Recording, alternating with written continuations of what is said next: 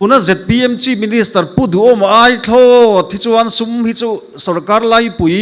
atang hi chuan anuk chuak tam thein karing ani ZPM sarkar hi sum le pai en kol thiam tur atlaran zonga khosa du lo turin an ngai ani ma se an sarkar chi aro chuan leiba tipung zongin atlaran zongin an khosa a en chin fu lo chai te anti mayani tu na chuan DPN AR po Home Minister pasab danga kuta changin Chief Minister in nimin loka an chu sakle mia kan thian pa fiam thuang devin an office kota khuan tal tum zorila salakal phian longmo tiani engdang ani lo tuna ZP emina tuklui mizo app asiam tur hi chu mi puite lir thei nei ve phalote taxi te mangthi mi puite atanga chia lak atum na mai ani engwangin nge sarkar hian a o em ni kan video lo clear tu te chibai ule tun tuma chuan Congress spokesperson Dr. Lalian Chunga Pumali na tusoi kan rek do na tun lai tun naya issue taxi driver te taxi owners te na sarkar na application asiam noe injia ludu le dulo chungchang te poron soi do na hi soi na rem chang hi ka lo jong thena rem chang don ve ka shria chuwang chuan Pumali na tusoi jugan ngai thla anga rem chang la ya kan tla je don ti kha lo shabok ta ila Mizoram ta na thaber tur Mizoram na ma kan son pui tur hi kan ngai poimo berani ti kan thiat kha tin party ka tho puite amasa yin Congress party mingin chibai kabu du cheune hei voina hian to soi tur point thumli vel kanaya masabera chuan ka point soidu masabera chuan hei tun thla hi remna zia thla ania June ni somthum alo thleng anga Mizorama remna le muan na awm dan alo thlen dan te chiar tur le ngai thak tur kan hrile na sadon ani amero chu minol puiten tun thlenga an la soi vak lo ma se thil thleng poimo top khok ni si remna le muan na June ni somthum sangkha zakwa somriat paruka zia ani thei na June ni somni panga sangkha zakwa somriat paruka Indian National Congress I Vice President Pu Arjun Singale MNF shuai tu pulal deng aten Mizorama in thanna tak la umma a sarkar lai lok siam ani thei dan tur pulal than hola Congress Chief Minister lal thu thleng kiana pulal deng atan hun ol asiam sak chung chang kha soi ka duwa hei lai ka ding lama hian bavan thlang lama hian June ni somthum sangkha zakwa somriat paruka remna an sign lai thalak chu chiang takin hu tur oma pulal deng ate tin Union Home Secretary PRD Pradhan te tin Mizoram Chief Minister pulal than hol ate tin khati laya Mizoram Chief Secretary pulal khamate an thalak a ombok ani amaro chu hei vo india karon din chua pui ve thung ero hi chu Congress bavana po hian uluk takin kantara ti chuan pulal than hol ate Pu Arjun Singh ate pulal deng ate kan mu a he in remna Indian National Congress ai le MNF in remna awang hian in remna tak kha sarkar lai pui le MNF te kha June ni somthum ma an in rem thei chau ani he in rem na lo thleng thei tur hian pathian in Congress party kha man ruwa min mang ani hei aro pui em ani sangka zakua somriat palia Congress party ka sarkar loilang chuan kum som ni chung ram buai kha eng tika nge ato pang ti tu main pa chau lo chuan an soi thei lo ani han kan tla sem lok a congress sarkar le karlo hai ma chuanin eminent te khanin remandu le du lo khanin ai na thui jok dona central ai chuanin a central ministry chu in rem chu an du don thima chan chu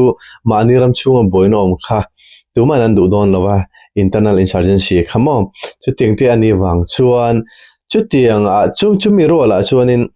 tuna kan chief minister ni mek pu du omana role poimo taka play ji tu ma hianin kan soi no memo kan soi nong thiang lowa ke ma chon ka nga ya chan chu IPS ina kalsana central sarkar in ringa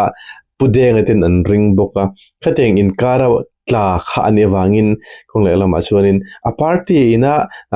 Mizoram state a congress and sarkar wang he thili thlenga ke chun ngai tura karot lem lo wa katera he political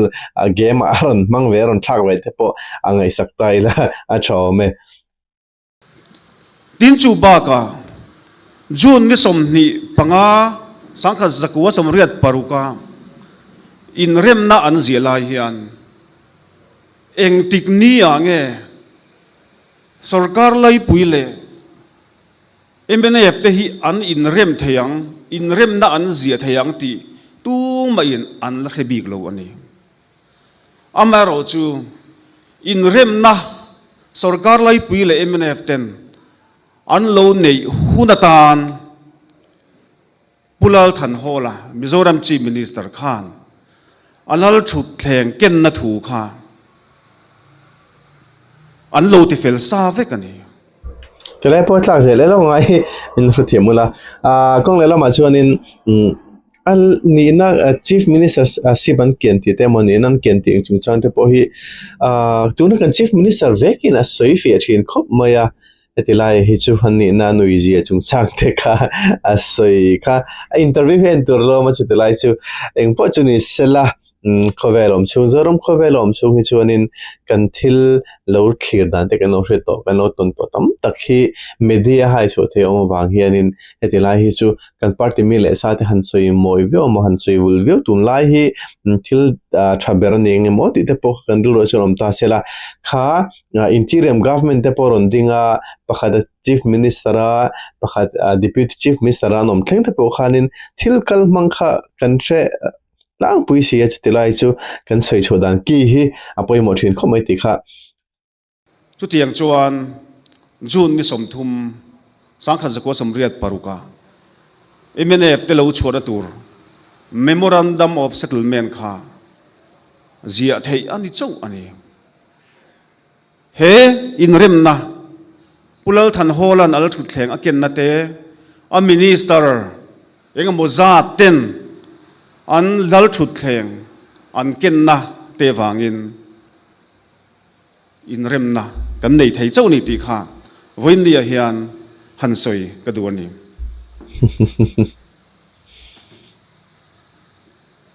ti chuan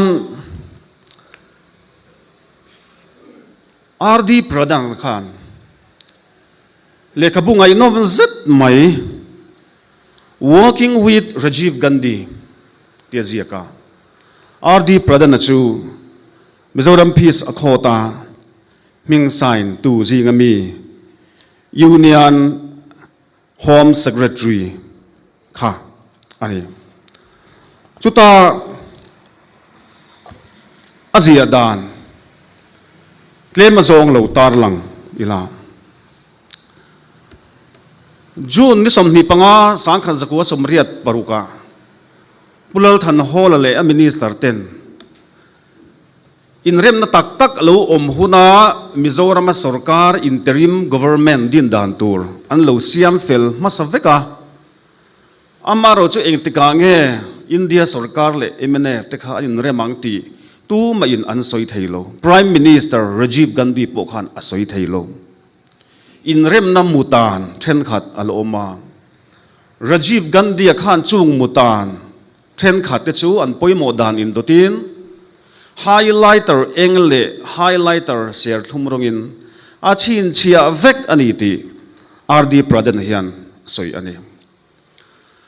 tichuan June ni somni pasari sangkha zakwa somriat paruk kha RD Pradhana birthday ani a apian cham lompui turin pulal deng po asoma pulal deng kha RD Pradhana chenna choma dar ko re chan veya atheng pheya tichuan anin kom chho hrim hrima pulapu RD Pradhana chuan pulal deng hne na pulal deng ni thum nuwa chuan ka hna tangin ka pension fel to don ani sarkar lai puipo in remna palai dang aruat angai anga eng agin nge chu palai thar chuan palai na kal pui don ti ala hriat lova abula tangin in biak na te po kalpui le thei ani a ti in pulal deng hne na RD Pradhana khan asoya pulal deng chuan khati laya dan hremi pu Suarez Council Mizoram apo governor lo ni to kha pulal deng MNF legal advisor ani a aron tur thu asoya ni tichuan pulal deng chu are tawang wanga atia pu RD Pradhana chuan tichuan June ni somthum alo thlenga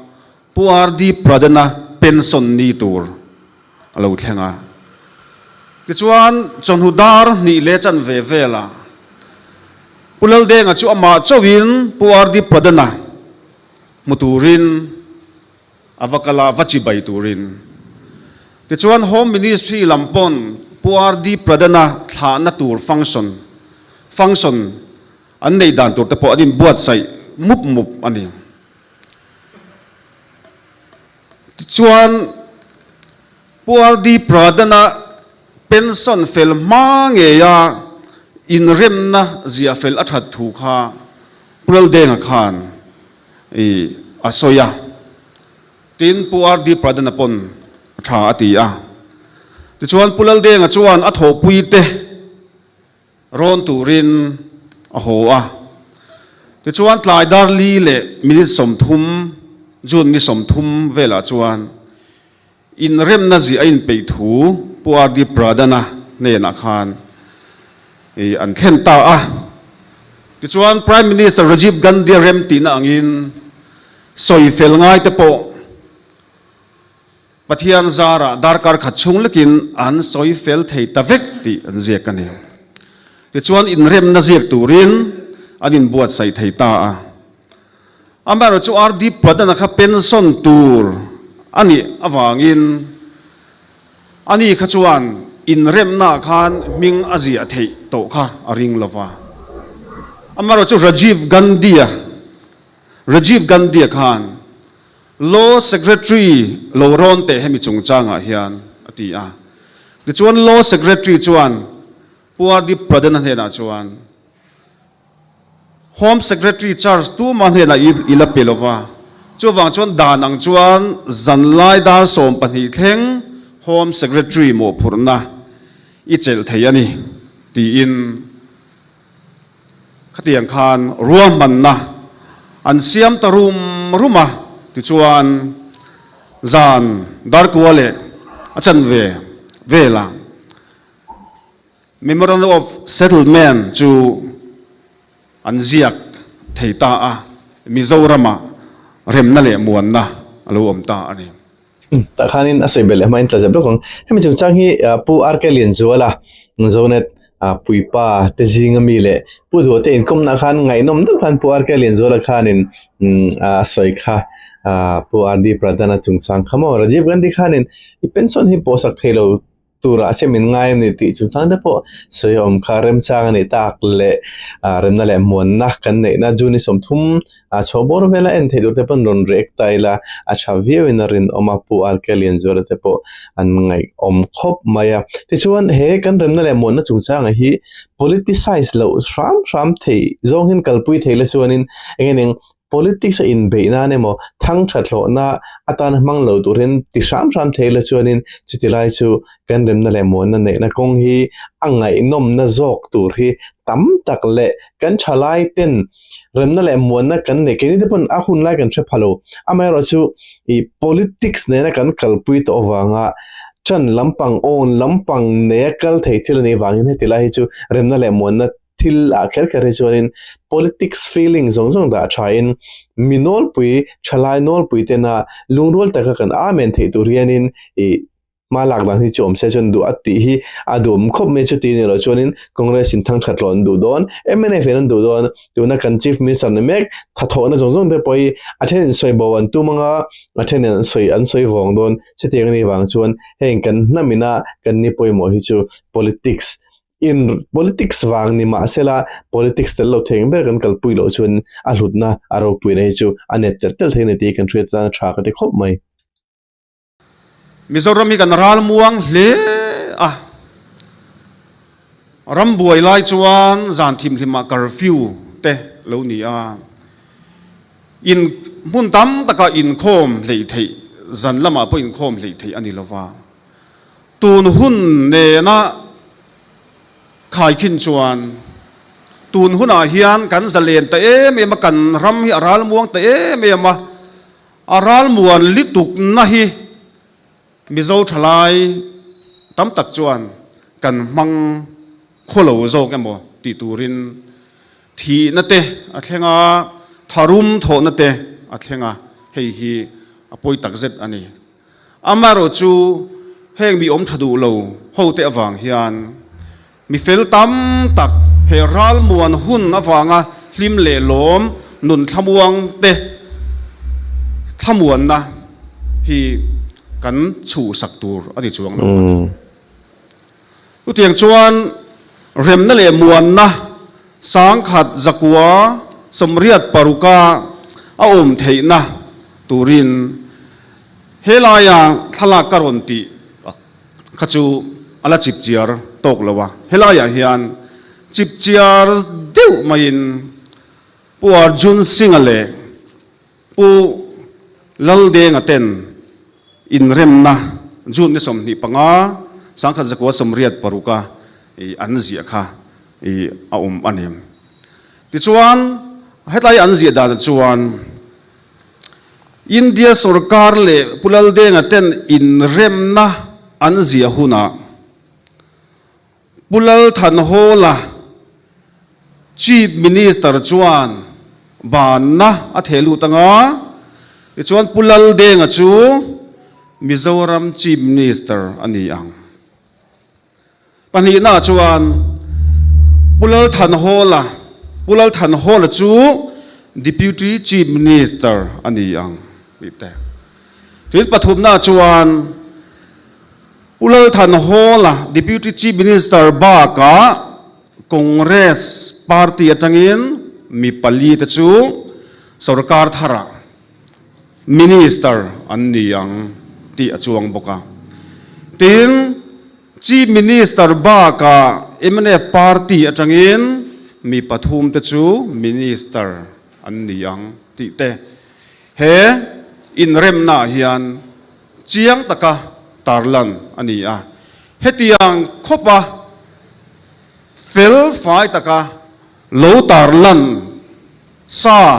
lo in ma ko suina pulal than hor te khan an nei awangin an ruwa man awangin te khan India sarkar le emne te kha an in rem thei chau ani han kan tlase blok nge ma danga thil na kan lo hre ta kha chuanin hemi chung changa hi chuanin president rule mai tur kha kan ni tuna kan chief minister ne mekena interview na so ya chen president rule mai tur kha kan ni ma ro chu pudeng khanin kanaute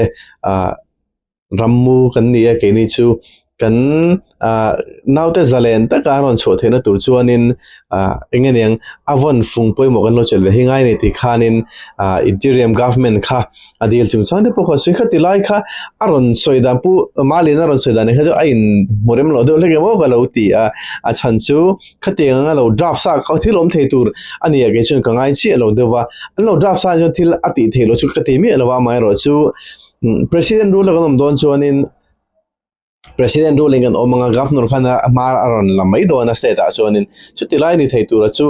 pu denga ngen na wang khan ti khan interim government kharon ding ta pu do hana soi thiam te lai chu ngor rem chang a te soi na zo kha kan la reactor angai tai la a chavio me ti chuan an in rem na turta na harasan engma a om tak lo awangin pathianin pulal than hol po mal asoma Mizoram chief minister ni to zinga CM ni rei ber record chel thei turin a choi sanga tin congress party po Mizoram rural to party zinga ramta na routling nu chia thaber kan ni thei pha ane tui real hydel project te real kerry chu a boy thak ne ti he ti real chu chuan tur he om lo ka ti ge chu kan tla zep lo la hianin kan rama a oma I hydel project kan nei ani mai amai ro chu khumi hydel project atanga kan power le na man to je hi pulal mun pu punte advisor to chief minister khanin political khanin soi thiam khop mai tela he chu lin heng hen sa heng he se te po ati adu thu te po kan react to kha tin thil tam tak hemi remna awanga kan nei hi awma Mizoram chu maso na lama ke pen turin hun rang kachak golden period a kan chuang kaya sangkha zakua somriat paruk atanga vo in thleng hian kan mason na hi asang to lu tu gani tu ten emo mason mia lo angin min soi ma se mason mia lo anga min soi tu te hi kan mason na zar zo tu te anni Mizoram University pokhu in rem na ra chua ani ten sangkha zakua somriat pasariat angin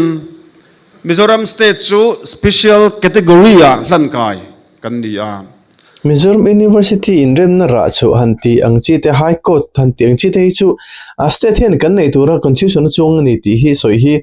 constitution in karinga chu tilai chuanin chu tumit te amo ministry ni lain dinani a tiang zonga kan soi ni jantu ran ta sela kan in rem na wang kan ra chu ngor ni turanga hi chuanin tuna chief minister ni meken a soi thiam kha high court te central university kan tiang chi te chu indem na ra so ni san palem lovin state ina inde constitution ina asoina so state ina kan nge turanga asoi thungkha ani chu tilai chuan high court te chu kan la nei ji clock lova Gauhati High Court Aizol Bench kan ni ri kha chuting te chu kan la ni ri ani ti kha kan thasha ome tun na ya hianin ka resol chuan kan chief minister te khanin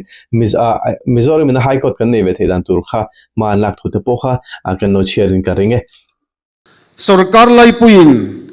cheng zamin pe ka cheng som kwa hi a pe grant chan puina ani a cheng som chu loan ani state dang special category state nilo hawa chuan cheng za apeka cheng som kwa hi loan angina kal zela cheng som hi grant angina kal ani Mizoram kan van de ani tin finance commission pakuana 9 finance commissioner khan pulal than hol chu member ani ti chuan Mizoram tan van ni thak takin sarkar lai pui chuan mikati hun lai khan Mizoram leiba cheng vai bel se za so min ngai damani he hi pui tak ani tunang lai huna hlut na chu don ta ila vai bel che sang fe ani tawang sang khat zakwa som kwa thlen ma a lo min ngai dam na cheng vai bel che za som hi tam takani ten finance commission khan leng pui airport bulletin na tur cheng vai bel che somnga pasari min petop boka tin miniko kan ti tu na kan sarkar mun pui hi finance commission suma din ani a MNF hun lai pon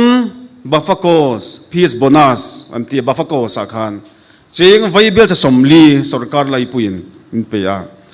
ten Rajiv Gandhi Stadium saknan khuan sarkar lai puin finance commission kaltlangin cheng vai bel che som ni panga min pe ani utiang chuan remna kan nei awanga sarkar lai pui zar kan zo hi atam em ani soi sen ani lo ani utiang chuan congress hun lai po khan nasatakin sang ni pariat atanga sang ni som pariat kha kini kan hriat chian ve hun lai ani a khati hun lai ya congress ministry kha Mizorama sarkar piang to zinga bel chian dol berni in tun thlengin kalhria ani it's one state kan ni atangin ma ni a engmo chen tangor kan tlajab long nge bel chian dol state sarkar kan nei to jing bel chian dol ti kichu ka thlir dan hi dang lak thin mo ka ti a party a kanom lo wang te po hi ni mai the omilation tu te molam hi chu chantagen kan aw po ni mai the ya tun tin mun hi kan thleng a hei aron soi a ministry ron soi tang kum tamala liam lova belchian dol sarkarin tlak in ngana tlak ni sela chonin sarkarin tlak lawang ano khanin sangni som pare da tang somni le pathuma congress kha MNF ron thlaka somni pathuma tanga tram kalmek a hian ZPM ron thlak wele chumi ni ma chonin mizoram in sarkar ngel het kanti sarkarin ngana tlak tak tak hi voini thleng hian kan la nei lo MOT thei turani a tuna kan nei mek te hi an tram khana kal ek chowa chuwang chuan in ngana tlak burbura han soi thei tur din hunan la din lo na chen te poem MOT thei tur te ni a tram khathi han zo sela hanin thlang le tai la ta chuan thlan klin le an la nei pon he chu kum so mi chu dan pa nga ya la nei thei te poni a kum som panga te han zon sel chun ZPM boy e in ngana tlak an ni e sarkar ngel heta kan ni ti soi thei hi chu ani chode chu tur ke ma chun kalo nga ya chu tiang the ni wang chuan thil hi minol pu hianin kan lo soya atha e kan lo ti zung rual hianin angel he tak tak in ngana tlak tak tak ni tur chuanin kumsom panga tal azona min en college chu kema chuanin an tuldonin ka hri a chu tilai chu kangai poim ovio mai rel bol tura ngai kan ni ta a leiba te po I kan neya chung kwa pon leiba kan neya hei chu atur ve reng ani amar chu tu na kan leiba hi atam ta e ma hei chu mithiam te lu ti hai tham ani to ani kumina kan budget phar atanga lan danin kan budget ain kan leiba kha kumina atam to zo kani hei state kan ni nuwa ei thil theng kan hriat ngai lo amaro chu kan stuna kan hriat tak fin fiana nen thap hei omani kumina kan budget pum pui kha cheng vai bel che sing khat sang sari som sari paruk le noi som ko pani ani kan leiba tur ero chu nakina actual aron langang atak tak chu tuna hi chuan kan leiba tling khom tur chau an laron tar lang thei ni kan leiba tling khom tur a finance minister in a budget apara lo lang chu cheng vai bel che sing khat sang kwa somriat panga le nuai som panga ani kan budget ain kan leiba lo tam don vai bel che sang ni chuang zetin kan leiba hi atamani state kan ni nu atanga chiar keu khan congress sarkar tlak hlim sang ni som pariat akhan Mizoram leiba chu cheng vai bel che sang sari zathum ani emane te po an sarkara state kan ni nuwa chum ni congress te po kan sarkara tian in call back ani amar kan tlak nuwa kan leiba pundan ero hi chu lu ti hai tham ani state kan ni nuwa kan leiba in call khoma in tun kum tlem te sang ni som pakua tanga sang ni som paruk in kara kan leiba hi alo tam zok don ta hei hi rap thak tak zet in ka riamเนี่ยแต่ไรค่ะติงโซกันชุดตันในส่วนนี้เอาอมรู้ถูกทว่าคงหลายละมาส่วนนี้ opposition เตนะ ruling ไล่เบลนะตัวตานะมันรู้ชัดปออันนี้ชิมมากันแต่ไรค่ะจุมีนี่รู้ว่ากันเรื่องรู้อมตานส่วนนี้ central เฮียนินยังไงหนึ่ง scheme กันติดเต project กัลปุยฮีอารอนนี่อารอนทักดังลำชินไล่เตเลเองโมทิลทาร์อารอนตีชวนนั่นไล่เฮียนินคงได้สุรการไล่เตลโล MNF สุรการไล่จะพิมสุรการนัวอารอนอมตาสาสกีกันเตียงชีตฮีกันเลยบาติลังตั้มจวลตัวตานะหันไงเทตัวทิลเตปอันนี้นั่นไล่ฮิจูอันเชียเทียนดูโลเตปอันนี้ไม่เทียคงเลยละมาชวนนิน opposition ตันชวนนินข้าข้าชู ruling อันเอาเนี่ยเทียนตัวอันเองเนี่ยอัน ruling เวทเทียนตัวตานะ ruling สุรการหันโซเชียลเทียนตัวตานะมันรัวชัดตักเตปอันนี้นั่นไล่เตอมเวทว่าจูมินิรัวชวนนินตุนสุรการกันเนี่ยไม่กับพวกเก็บปนะให้ที่เราได้เห็นกัลเซลหันตีนะกันเนี่ยชวนินสาสกิเทกันมันดานะเฮียนินเคลมชวนิน capital investment zone ที่ชวนกันมังเราดูเลยแกมอติเทตัวเห็นเกมาชวนกันลงไงชีนะ development ตานะกันมังกันเตียงเตลเล่ development อันเงี้ยเนี่ยกงเลยละมาชวนินคุยไรโมทิลกันในตัวสหันทอมชัดนาตานะหันมานาตาเฮียนินนักกัลฟงมายาจูมีจูอัปปอยหมอลุตุกทัวรัวลินเข่งอบิตกะสาสกิตเปฮิจู capital investment นี่นะอันนี้นังที่เห็นกันมังช่วงโซโลเดลกันมกเราติดนะมิโซรัมสรการเฮียนินชุดยังเตนี่บางชวนิน capital investment ซุ่มเล่ไปถกช่วงเล่เทตูระอารังเทียงเบอร์ซุ่มเล่ไป return มีปุยเตะพอนี่สรการพอเปกเล่เทนะตัวตานะมาหลักนานินมังเทียมิละชวนิน ZPM สรการเฮียนินอันกูอันตรามช่วงเรโลเตะพอเฮียนินrevenue ตั้มตะกี้มอเชียตั้มตะกี้อัลลุดเทดอนติลาฮีอัลลังตลังชูอันสุ่มเล่ไปมันชวนตัวราฮีนินตุนไอเฮียนไงตัวน่ะฮีงุนตะกินหันเซงตาเซลชวนชาวีวินกันรินปุยาเอ็นตินานอินฟราสตรักเจอร์ดินนานันโลมังนี่ปนชวนเองเตียงรังยินเง revenue เชียมินเปกเลเตียงจีเตชุกันตินโซนโลวาเฮตาอาสุมเล่ไปโอมาค่ะมันรัลชิมกันตุมเอโมอันนี้ชวนินตัวนักกันบาฮิจูกันเลยบาฮิจูติปุ่นนัตัวตั้มตะเกจอมโดนทว่าจูมินิโรลร์ชวนปูวุมลุนมังวอลนัมขานินอาศัยขันสักกี่ชวนนักกินอาชวนินคุมสมกันนูรุลเจ้าตัวนี้ปุจูอปุงอมลวินgrand nang hian ka lang ti hi ge chu karin dan ani achu ti lai chu ani lau don phei chu ne tam theng mer lo pu kha a that na ma chu mi ni rol che chuan kha kan pu ka kha omjene kan man ro chu ngai ka ti chu ti lai chu ZPM sarkar hian omjene takin mangsela man du na tam tak hi ge pon kan na ka ne ka hol khop maya chu teng te chu ani a antenna kan soi pho thina cable car implement theina te mang ta sela tourism a hianin re eka malang tur tam tak om chuteng che chuan sial su ga pason malang tur hi om ani thil tha tak tak he chung te chu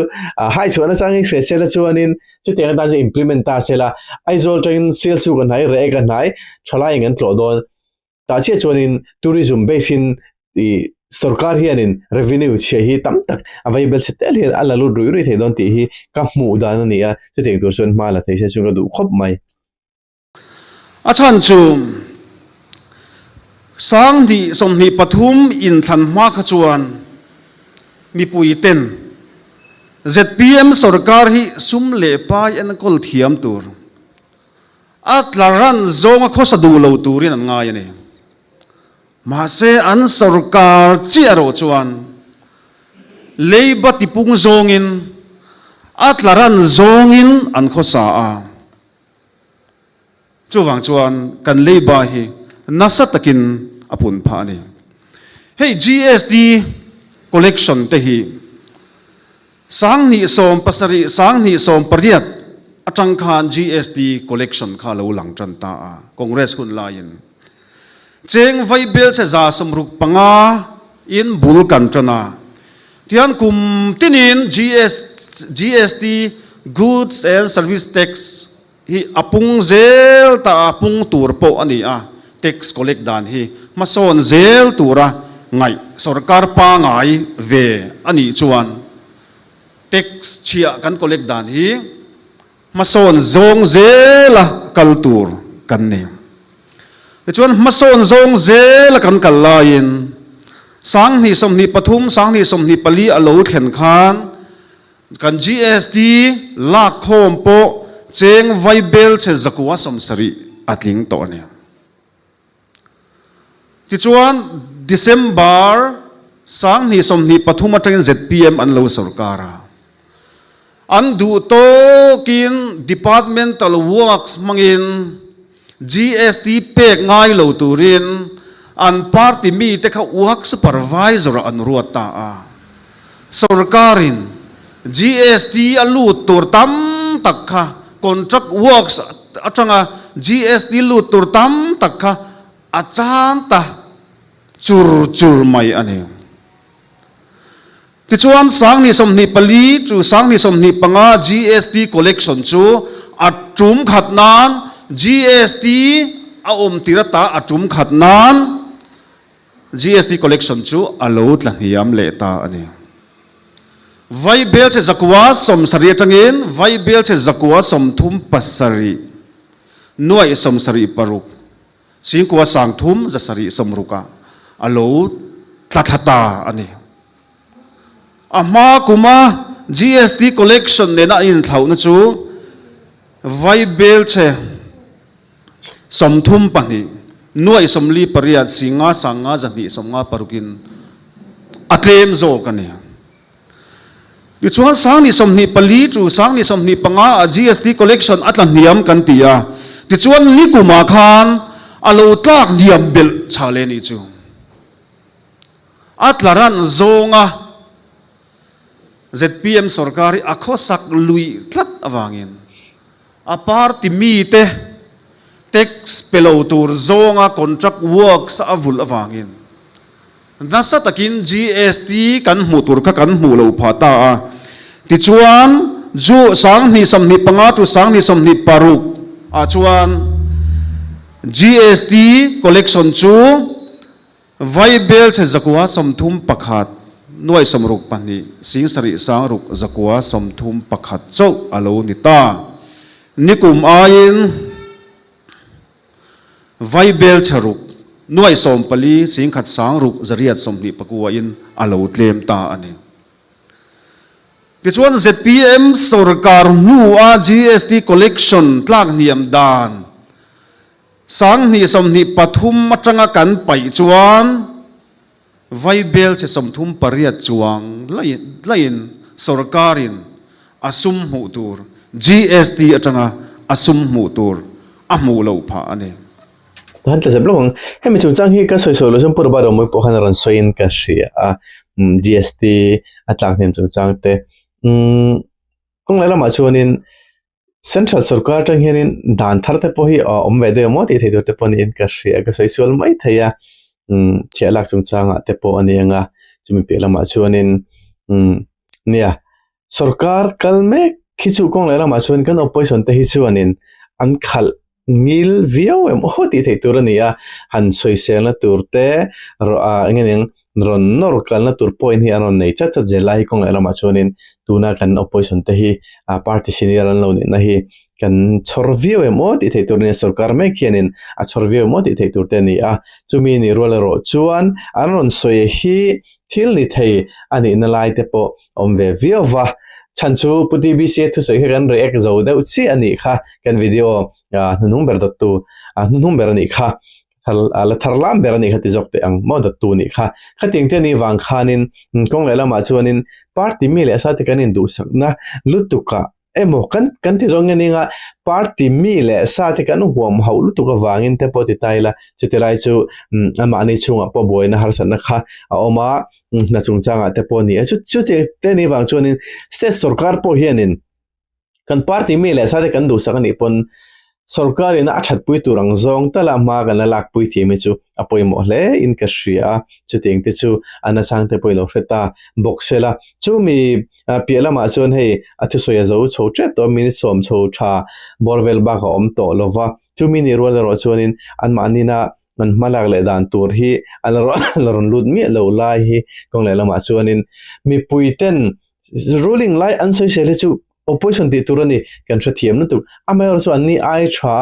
ankal dan tur lai hi zeptel thin sela antinan tuna gst lak chungchang ate bo chuteng khateng chuan ti a keni kan sarkar vele huna chuanin chuteng chon kan tianga chuteng chonin gst po apung jongin kan kalpuang han tiang chi te khatiang song khanin an thu soi hen han zeptel thin sela mi puite hen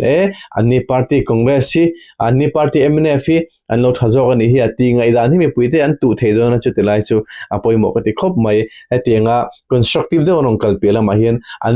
mani an ron in zor thiam kha apoi mo ka ti hei hi apoi tak zet ani leiba kan rule zela lom ti te an soya marse leiba an rule te chu ways and means manga rbi atanga an pu ni som ko chunga rule nge tul compulsory a rule nge tur an rule lo chuan Mizoram State Treasury ka overdraft ni mai tur kha ania an rule nge ngai lam khatiang kha chu PC po sarkar se rulang chu padawanen hian sarkar se mila khatiang na chu kan rulang chu amaro chu thil Mizoram tan poi zo ke ro chu kan chia mu tur apa ngai kan mu tur atanga an party mi le sa an du sak na sat awanga atlaran zonga an khosak awanga kan mu tur kan mu lo hi mi puin tuna kan tur me kani te kan tor dan mi puite hi rok dan chikima min rok antum ni berin ka ria ZPM sarkar hian kan en chin fu lo chai te anti mai ne tuna chuan taxi pu ho te chuan ZPM chung ko thu hla te chu hei social media kan shreveka DPN AR po home minister pasab danga kuta changin chief minister in nimin loka an chu sakle mia kan thian pa fiam thuang devin an office kota khuan tal tum zorila salakal phian longmo tiani chu tiang chuan an party chung chu soitam lo ta ila khatela han tla jam no ni china taxi pu te ron soi khan he thila hi the state sarkar hi kal khong video donin ka shia ati tlang potum vio vin kan lo mu boka ste again kan taxi owner ste anin register du lo ne chuan private car hi in register phal ta sela hi anti don anti hi ka shria soi hi anti don ni chon he thile thadona achan chu taxi ai chuan in michang kang tam tak emo nula tlangwal nang tak tak a leng chok tur te hianin taxi ai chuan private car han chuan dai mai kha anduang te hi ring thiam tai la chu te lai chuan kan private car sumla pai thok chok lem lo ding mai tur khanin sumla pai ron tho chu pha thei lai tur hi thil thatak thil chang kai tak ani dona chumi rual che chuan na hi aron pung don ti na ane boktani tuna kan taxi owner stena an shet thiam lo na chen lung oil on chen te poi thil tam taka chuanin application a ala fel fai to lo wang te pon ninga chumi ni ruala a tha zonga thlir ve thunge ro chuan tourist kan nga tel tela chu te nga chuan tourist ten hadam taka an engene an avel thei tur an man tangkai thei tur kha chu te lai chu thilom thei ni don ti kha kan fre da tha kan hlok na tur zo kan ni na tur hi tam taka lom don ti kan trade tha kami kum khada ta na a cheng zaruk ti ami en register na ta na han ti te chu ne daga cho ni khatlan chuang lek te po an event na lai oma chuting te chu sarkar a hin chia chu ni kan she em a mizo te hianin chu kan injir tir engeng ramchang kang zia hi anilo wani ti kan trade tha mizoram a hian chi kan choi lowa income tax te po kan choi lowa choi tai la chuanin tuna hianin kan se sarkar he pachhelo zong ti te po kha thil om thei thil arin thei ne ya chumini wange ro chuanin mi zong zong tax kan choi ka chu a thei chong orem chong sarkar han thokten dan mungman tak noya an choi te an ti ve te chu om sela chuanin mo a enge mo te chun lo ti mai theya chu tiang nilowa chuan ma so na tur hi om lo ve lutuk lai hi chu kan thre thim hi apoi mo ka ti khop mai hei mizo app man tur tia taxi khaltu 3 wheeler 2 wheeler 4 wheeler ne na an tuk lui tur te po hi eng dang anilo system siam that lampang anilo hyderabad karmasa loka kazina uti hun lai chuan mizoram a mi chungchang hi nasataka social media kan khel lai ani a ola te uber te rapido te kan manga kan zot zel ani eng dang anilo tuna zp emina tuklui mizo app asiam tur hi chu mi puite lir thei nei ve phalote taxi te mangthri mi puite atanga chia lak atum na mai mai ani uber howa inziak lu turin taxi nei tu ten cheng khat man choi lo india ram khoya man choi lo ola a inziak lu turin taxi nei tu ten cheng khat man choi lo internet apo mu turom vek registration fee chu zero mizoram a chuan atira kum tinan pek tur thanhem tak anan tuk mak maya an in dor to na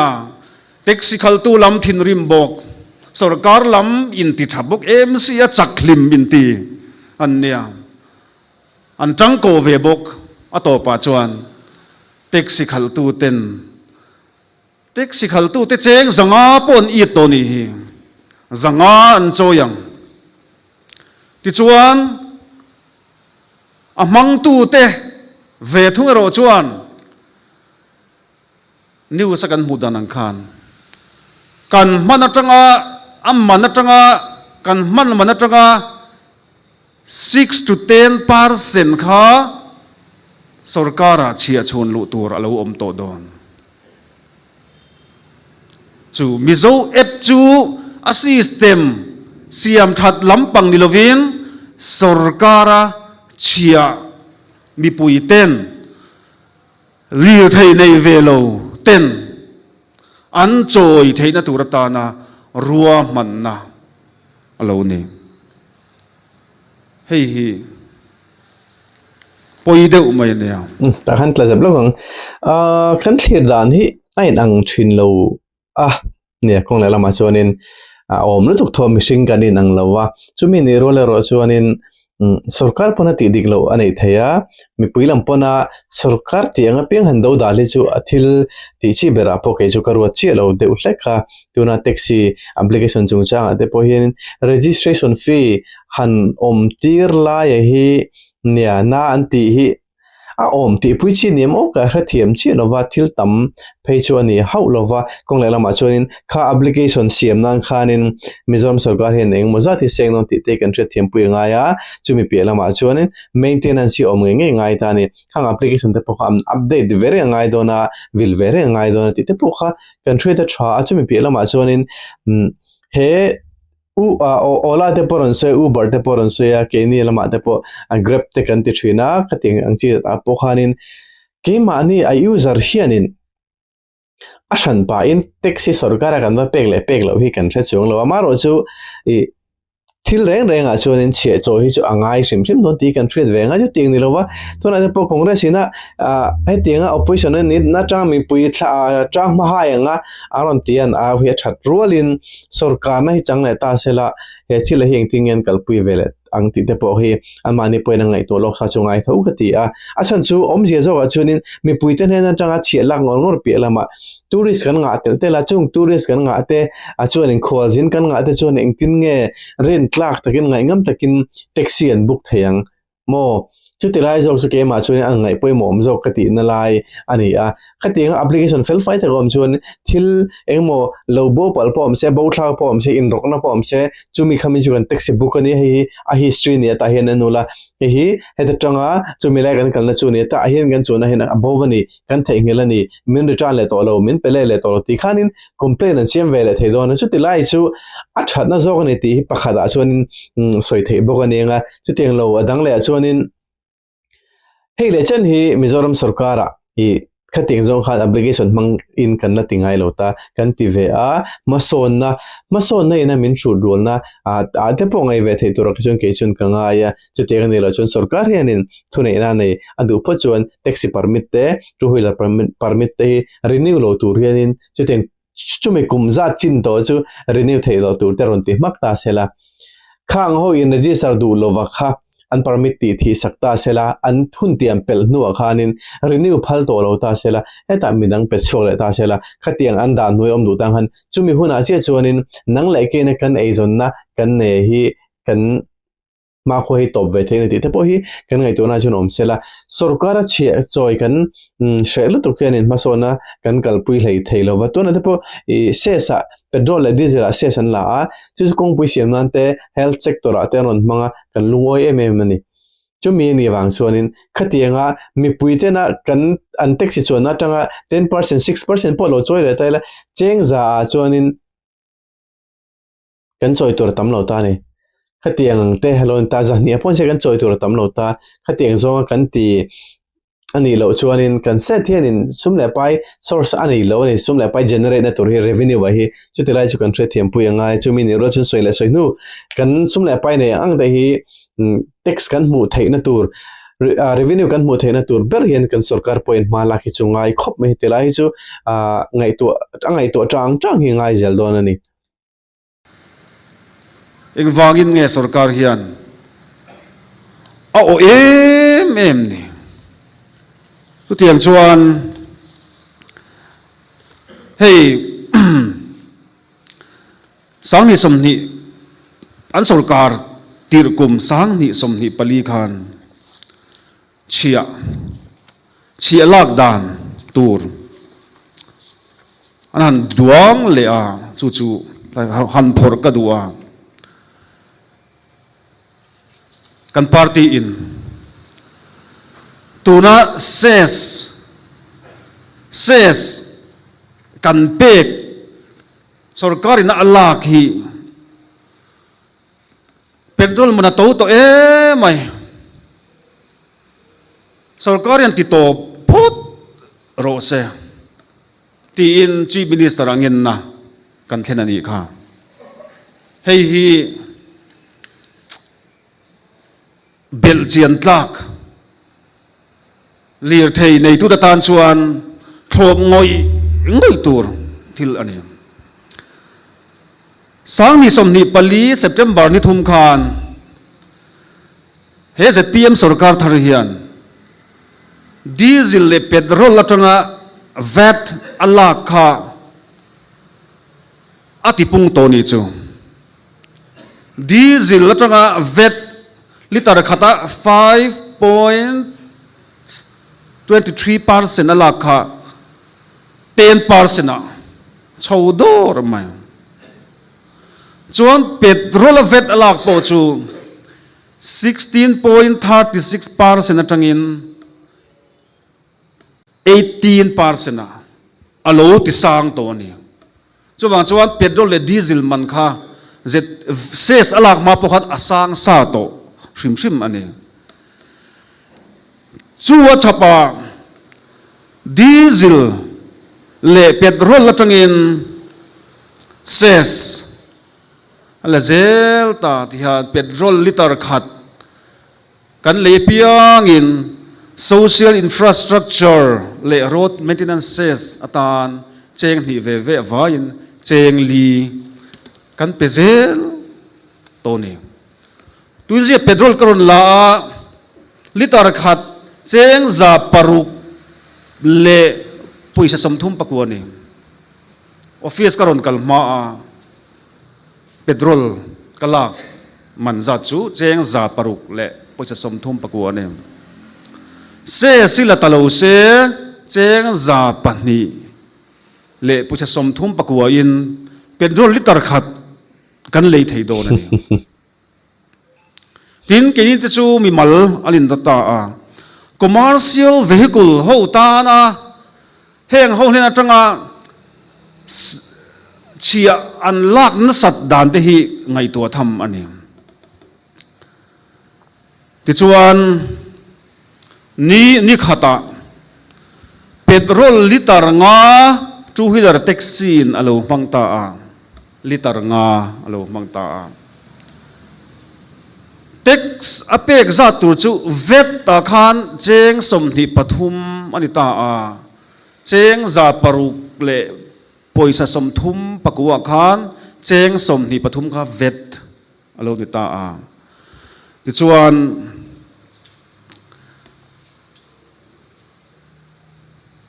cheng za som panga kha apeng hal ringot mai ani ti chuan ses po kha han bel le ta ila liter nga khan inza nge somni cheng somni avain cheng za somthum panga chuang kha ni tin petrol liter nga mangthin commercial vehicle hi chuan sarkar an chung lu char zel don ti na ani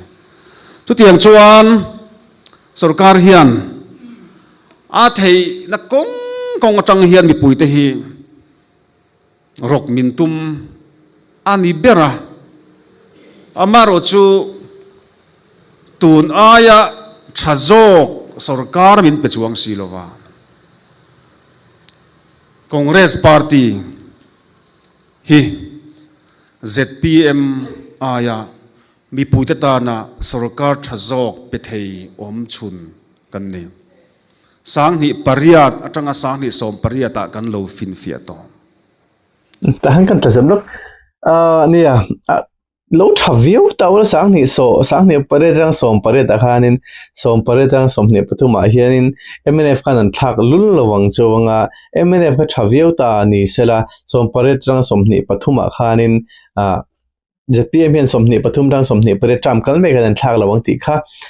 kan ngai dan hi ani don tho chu khatilai kha chu engtin pon lo soi ta ula thaveka chumini ro chun kan thukhele chu tlem chunin bol hi chu mol de mo ka ti fo thin kha alani ka ti sarkarina masona turatana sumle pai se salakte opposition ina kan han kal ngar hi aula tu thatagene na kong te poni ve thor walin Mizoram ina mason hi indu bethoni chuanin engtin nge akong dang in ti dan tur hi soi thin ro kan ti kha in soi chung lawa ruling laikal dar in sel ngar hi antu soi zo to dona engtin nge sang ni som ni le paret in thana hianin congress chenin sarkar na ro siam ta sela ma an la kang eng thil nge aron au pui don eng ting nge ZPM sarkar kan ne mek ai tha hianin ma an lak don ti hi soi voi khan ma lom lawani ruling lai sel na ngar khan kala hetiang nei hi chuanin kan soi thin thalai te beng hi in ti thlep don zora mi puite beng in ti thlep don te kan soi fo thin ani tuna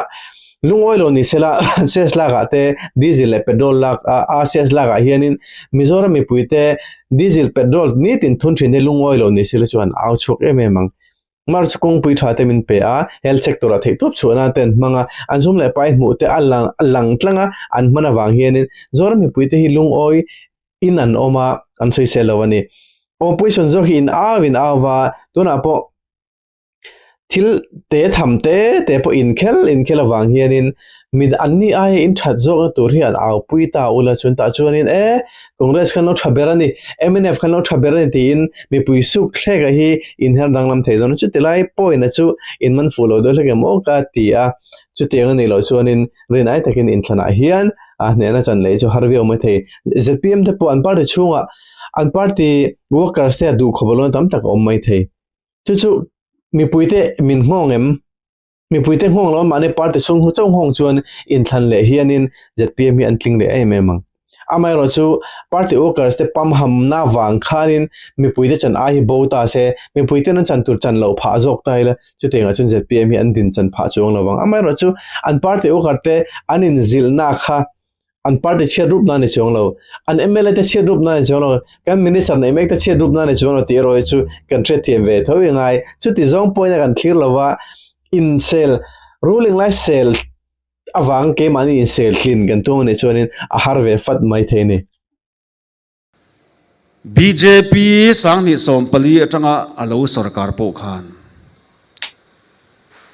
Mizoram sarkar pulal than hol kai shwai khan sum le pa ya har satna anei lo reng reng Central BJP sarkar lain Mizorama Congress sarkar pulal than hol kai shwain sum le pa ya har satna anei lo mai po ni lovin Mizoram sum le pa din mun kan siam tha ani sum le pai siam tha te sarkar na tla khan vai be se sang se za thum bor ve khale ba nu chi kha om tho kana soi box chu te lai chu sarkar na siam tha ne chung khang le ba te po kha no mo om lo thei top chu ne lo abo dok thelo ma ro chu khati lai kha apoi mo khati chu an chu mi pera ma chonin central hin tu te po sarkar se state a tu te po sarkar se la pain afat a tha tham thiang lo chu chi a chu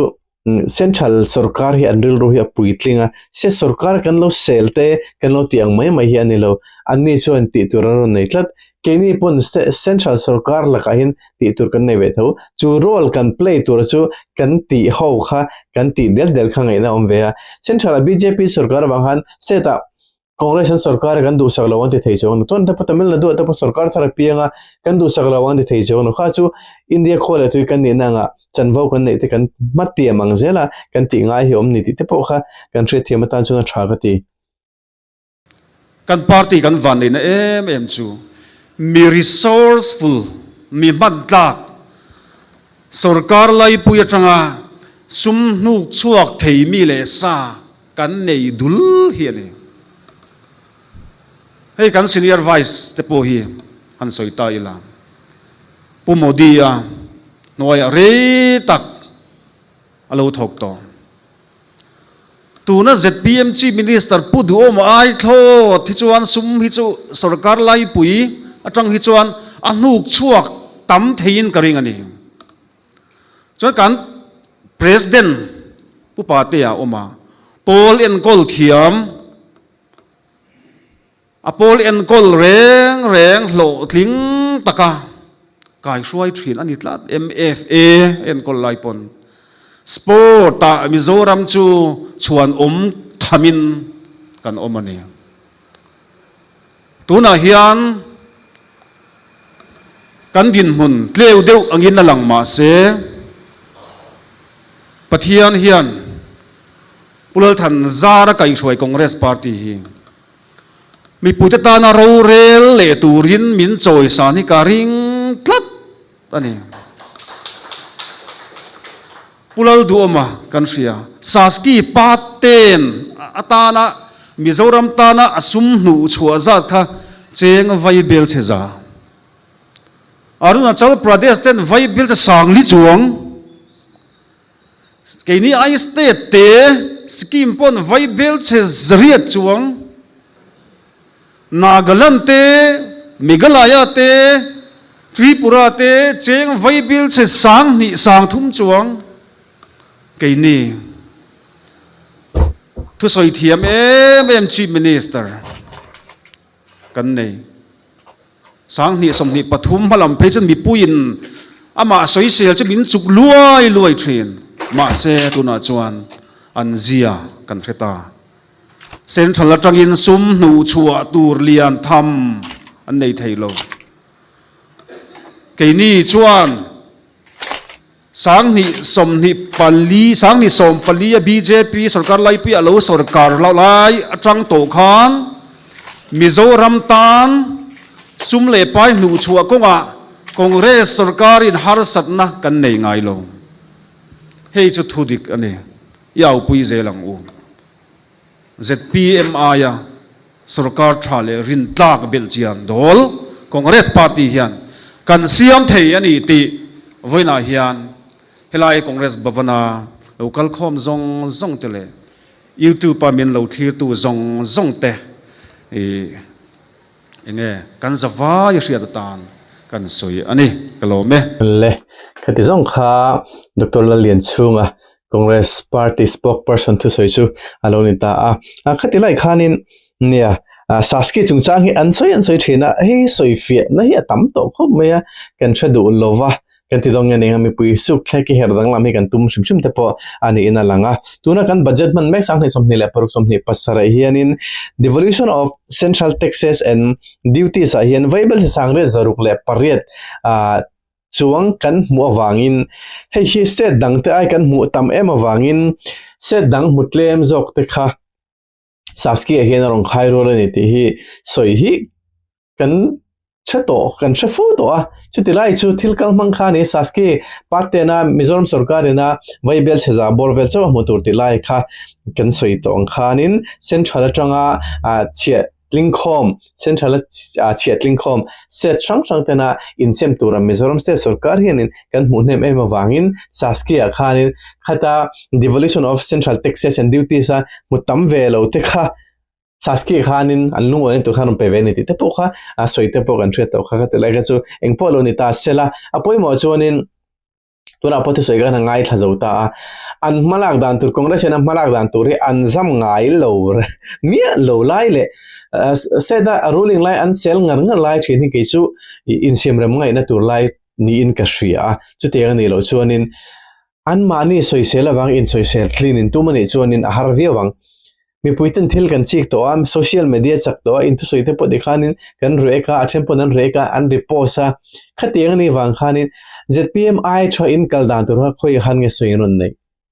chutila chu mi tena kan te na chawni ti hi a party a big takin opposition party te hi in cheta tana tha sarkar na hun chan si in nevek congress mnf bjp thang ponin nevek amai ro chu